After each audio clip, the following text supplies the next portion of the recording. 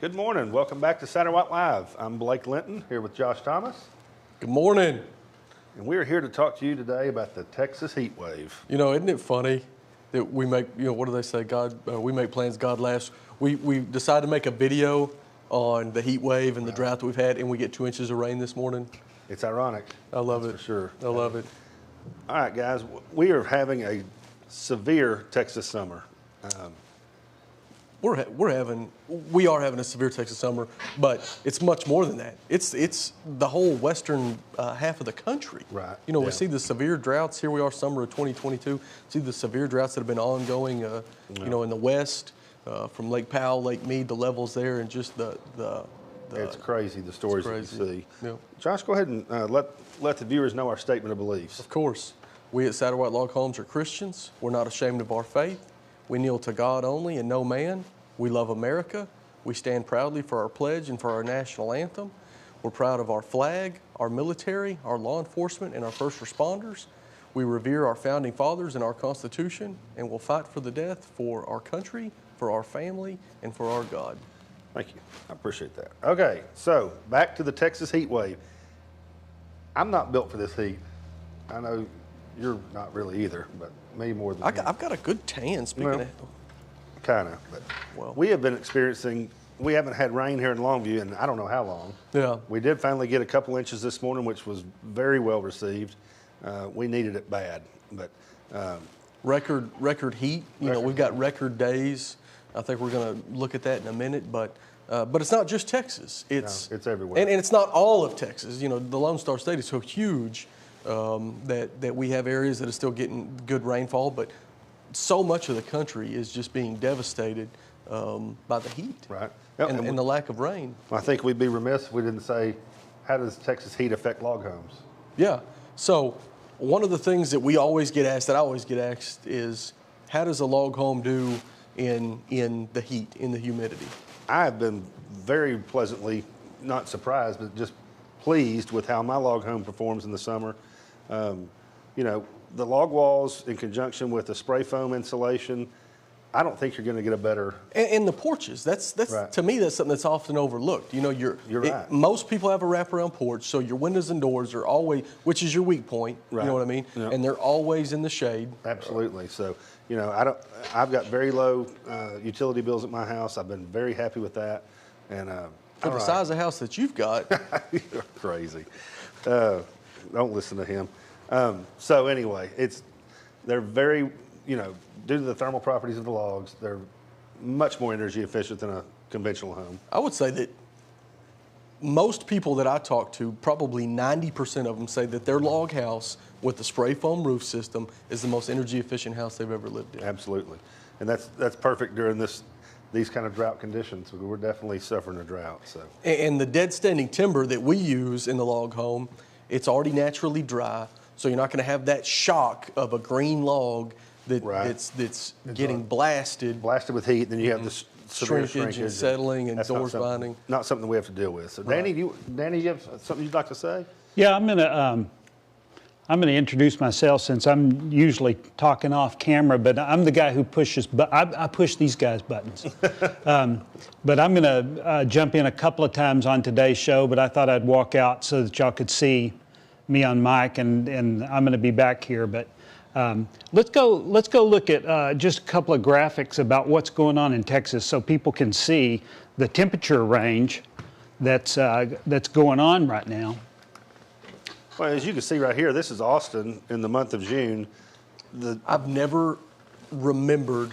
I'm almost 40. I've never remembered a month of June that had any days, much less this many days, over 100. This is stuff that you expect in August. Yeah. I mean, we always joke with Mark Henline, our sales rep up in Utah. I said, man, you need to come down here and visit during August. It's terrible. Yeah. But we got it seems like in May we were getting these abnormally high temps. As you can see here in Austin, during the month of June, 9 days they set a record for high temperatures.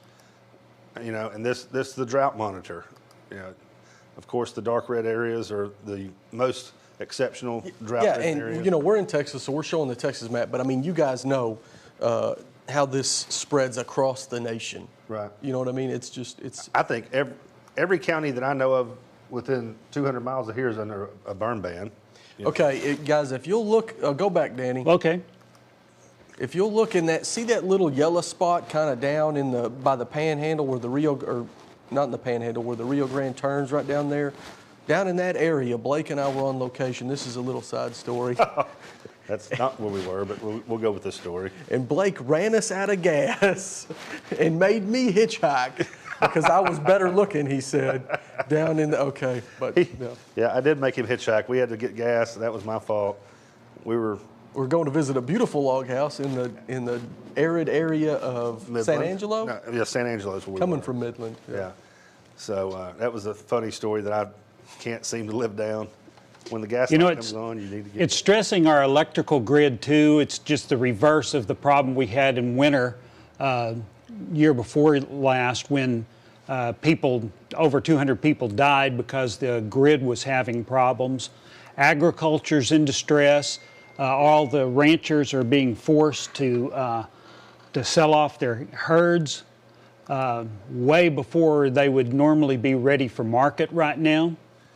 The grass is just not there to sustain them. No. If they're trying to buy hay, fuel prices are so high. And I think we're real close to these feared rolling blackouts that ERCOT, the Electric Reliability Council of Texas, keeps threatening, I guess, if we don't cut back our power usage.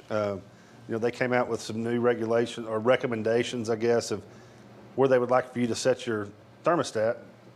I don't know if I can wholeheartedly agree with some of those. I mean, I don't really want to. Yeah, but I mean, on the bright side, I mean, we're opening new power plants, aren't we? Or are we doing the opposite? We're doing the opposite. Okay. The thing that got us going on this show today, there's our office building, and here we are in a stretch of, I don't know, at least a dozen 100-degree days. We've had some consistent days above 105 degrees and even up to 107.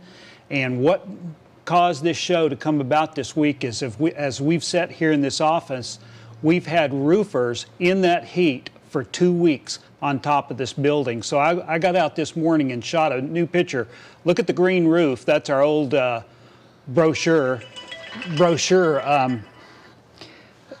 Yeah, I do not envy those guys. They are a lot tougher than I am. Yeah, I thought Danny was going to pass this off as today's picture, so I'm interested. Yeah. Here's this morning as the storm was blowing in our new brown roof, and our old roof was ready to be replaced. I was sure glad when that storm hit a little while ago. They did an excellent job, Charlie Muller and his team. Well, and what I was going to say, look at the bar ditch. He just barely sees it, but the last picture, the grass all nice and green. Here it's about 5 shades higher of brown. I mean, we got a good rain, thankfully. Thank goodness.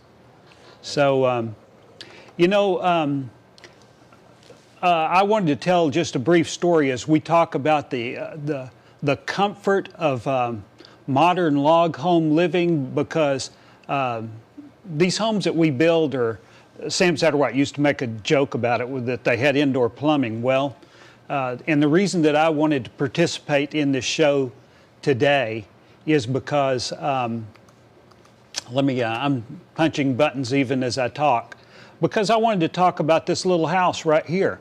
And I'm telling these stories because I'm the guy here who's old enough that I was raised I can remember days when a lot of my relatives had outhouses, and when my older relatives, like that little white house right there, lived in homes that were built before electricity was here. There was no indoor plumbing in that house. It belonged to my dad's aunt, my great aunt, and I was very close to her. I didn't get to prepare these pictures as much as I'd like. That's a real cropped-in picture of Aunt Blanche, my Aunt Blanche in her old age, and I knew her well. And that little decrepit, out-of-square house that was built maybe right around 1900, she was so proud of that home. It was immaculate inside. Aunt Blanche was old when I knew her, but she was young and beautiful at one time.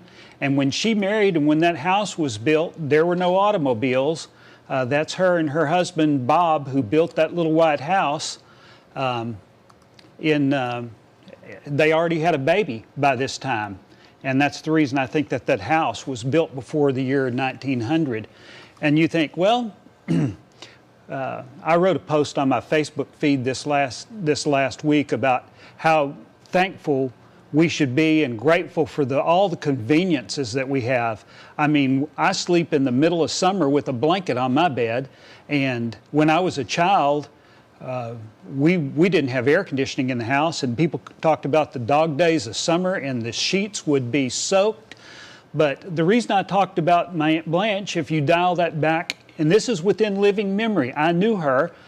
This house is burned in my memory. I made this picture. It's been demolished long ago, but when that house was built, even without electricity and even without plumbing, all the women, she told me, from Franklin County, this house is in a little tiny community in northeast Texas called Pearlie. And all the women from all the county all around came to see it because it was the very first house that had screen windows. So she wasn't worried about being thankful for air conditioning or an electric fan blowing on her like when I was a kid, but at least they didn't have mosquitoes on them all night long. So those kind of things, just the gratitude that I feel towards these homes, and to know that this wasn't ancient history, how far these products that we build today are just fabulous. And the levels of comfort that we enjoy and the things that we aspire to. And I mean, look at this place behind Blake and Josh there. We just do beautiful things. We're very grateful for the product that we're able to deliver. And where am I going with this, guys? I just wanted to tell that little story about how homes have evolved even within my lifespan. Right. Absolutely. And, But you know, the timeless thing about a log house is the efficiency of the log. Right. The exterior wall doesn't have insulation. No. The mass of the log is the insulation. You know, tell them the story of, Sam used to tell us from Colorado, where it would be just frozen. Dot zero, I think, is where that mill was. And the way that mill was situated, it was in a valley, which basically created its own weather system. And you would have these Arctic fronts that would come through there and just settle on them, and the temperature would plummet well below zero for 10 to 20 days at a time. Right. And you know, Sam used to always talk about you could go up to that log wall and put your hand on the inside of it, and it was warm to the touch. Normal. Yeah, it was just it was a neutral heat or cold, and you know, it just takes a long time for that heat transfer to come through the log wall. I know Danny has some stuff he'd like to talk about on that. Yeah, I'm going to come on camera, and we're about to wrap this up with one more little story here. But and so I jump in with some of these things because I've got to get used to being the old guy around here, you know, 'cause I'm one of the old guys now. But what the story that Blake was telling was about our office building at our sawmill in Dot Zero, and the weather systems on the western side of the Rocky Mountains. The winter weather tends to create high pressure fronts that come in from the west, and then just like water being dammed up against that mountain range before it spills over the top and into Denver and over onto the eastern, onto the plains, that weather would get sub-zero weather for weeks at a time. And Sam would go up there and put his hand next to that, to the log walls, and you couldn't feel anything. Where if you take a brick home or almost any type of conventional construction, and you walk up to an exterior wall in the summer or whenever you're having brutal conditions like we're experiencing today, then you can feel heat radiating from that wall, even with all the highfalutin, high R value. You guys see that stuff when you're dealing with your building codes. All this modern building technology comes in, but you can still feel heat radiating from that wall. But you can't feel that with a log home. Now, I was going to touch one thing because we always, sometimes I've had an opportunity to do a few things because I'm the old guy, one of the old guys here. And one of the things that I'm grateful that an experience that I had that these guys, you're unfortunate. But I was at our Georgia office one time and had an opportunity to stop by Oak Ridge National Laboratory because the Log Home Council of the National National Association of Home Builders commissioned a research study. Now, who forgot to mute my phone? But for those of you who don't know, the national laboratories were established during World War II, and originally that was part of the Manhattan Project that ushered in atomic power, the atomic age. And so, and today, the National Laboratory, and there's many of them across the United States, there's multiple locations, and each one of them is specifically tasked to different jobs. But the one that's located in Oak Ridge, Tennessee, is specialized to several things. For one thing, they've got the most powerful computer in the world, and they can simulate weather systems there. And they're always leapfrogging some computer in Japan, but I think Oak Ridge currently has the most powerful computer in the world. And they are also, the National Laboratory System falls under the purview of the Department of Energy. And so what happens in Oak Ridge, Tennessee is where our nation's building codes originate. That's where all the science and all the studies occur. And so I went to a day-long meeting there with the guy, one of the chief scientists, after basically he was reporting his findings after a 2-year study of different materials in the log home industry. Well, there were many parties involved with, because we had to pay for this. Many parties in the log home industry who sat in probably a dozen or 2 dozen different companies. So this isn't anything. What I'm going to say isn't anything. No sales pitch at all for Satterwhite. But this happened to be the scientist who, this is the guy, if any of you have encountered a discussion of something called thermal mass, this was the very individual who invented that science, or all the math behind thermal mass. Now, what he was reporting on that day that I was there for the big report was they had actually, we had sent samples of our materials, as had all the other companies in the room, and they had tested our materials in the same equipment that manned space flight, that spaceships, or, you know, like the Apollo program, used to test materials when they, because you get out in outer space and you might have hundreds of degrees above Fahrenheit on the side of the sun, and when that rotates around, then it instantly goes to 100, you know, what is absolute zero? But it goes, you know, you have to have materials who can withstand that kind of expansion and contraction.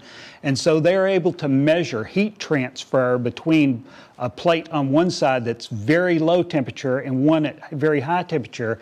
And they tested all the different log home material companies. And let me try to keep this not getting too short.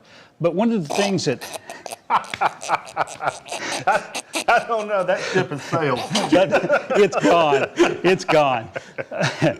But you know, what I came away from that whole discussion from, because I think it gets down into the different, you know, if you have house logs made out of different materials, and I don't want to get into those kind of tedious discussions because it's not a competitive thing. They all behaved within a very good range, but there's some things that maybe made me not feel so great about our building code system because of the way the test was conducted. And we didn't see wall systems. We didn't see our logs assembled the way that we assemble them into a wall. We didn't see the effects of a porch system.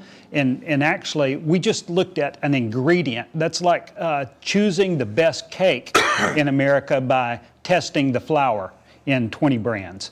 But anyway, that's a little beside the point here.